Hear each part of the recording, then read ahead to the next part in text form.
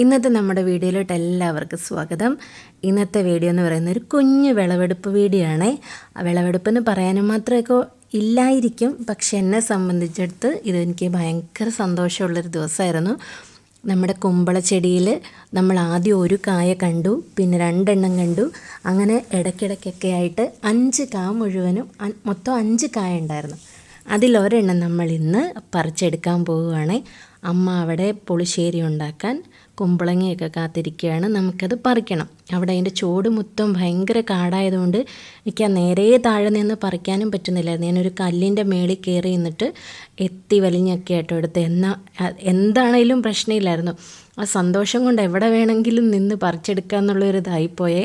വിച്ചുടൻ്റെയിലായിരുന്നു phone. അപ്പം അതിൻ്റെതായ കുഞ്ഞിന് അത് ഷെയ്ക്കാവുന്നുണ്ടായിരുന്നു. അങ്ങനെ പറിച്ചെടുത്തു.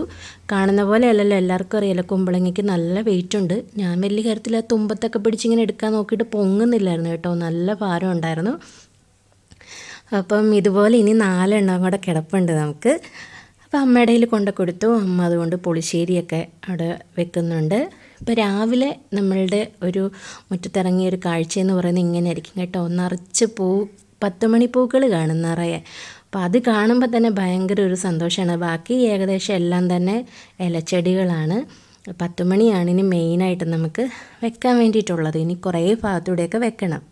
നമ്മൾ വീടിനകത്തെ ജോലികളെല്ലാം തീർത്തിട്ട് അത് കഴിഞ്ഞുള്ള സമയമാണ് ശരിക്കും മുറ്റത്തോട്ട് ഇറങ്ങുന്നതെന്ന് വെച്ചാൽ പുല്ലൊക്കെ പറിച്ച് കളയാനും, പിന്നെ ചെടിയൊക്കെ വെക്കാനും, കട്ട് ചെയ്യാനുണ്ടെങ്കിൽ അതൊക്കെ കട്ട് ചെയ്യാനും, അങ്ങനെ നമ്മൾ അടുക്കളയിലെ പരിപാടികളെല്ലാം തീർത്തിട്ടാണ് ഇറങ്ങുന്നത്.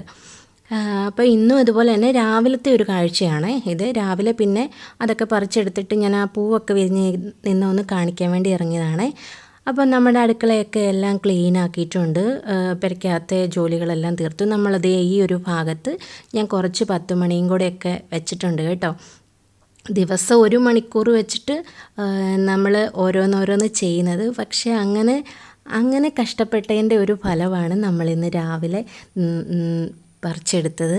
അപ്പോൾ അത് ഒരുപാട് സന്തോഷം. അങ്ങനെയൊക്കെ കിട്ടുമ്പം, ഒരു കുഞ്ഞു സാധനമാണെങ്കിലും കിട്ടുമ്പം നമുക്ക് കൂടുതൽ ചെയ്യാനുള്ള നമുക്കൊരു ഇഷ്ടമാവുമല്ലോ കൂടുതൽ ചെയ്യാൻ വേണ്ടിയിട്ട്.